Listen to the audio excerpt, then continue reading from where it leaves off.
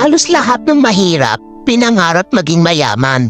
Pero naisip mo rin ba kung bakit may mga tao pa rin na kahit magsumikap ay nananatili pa rin mahirap? Dahil kailangan talaga ng mahirap sa lipunan. Isipin mo kung lahat ng tao ay mayaman na, sa tingin mo ba may mga construction worker pa na magtitis sa initan para lang kumita? Kung mayaman na silang lahat, sino pang gagawa ng bahay?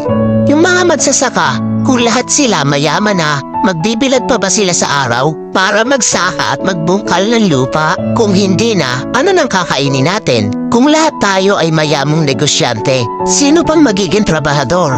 Mas marami mang mahirap sa lipunan, pero sa totoo lang, sila ang higit na kapakipakinabang. Bakit? Dahil mas marami silang alam na trabaho na pinakikinabangan ng mayayaman. Tulad ng isang kumpanya, hindi iyon magiging maunlad kung walang mga empleyado.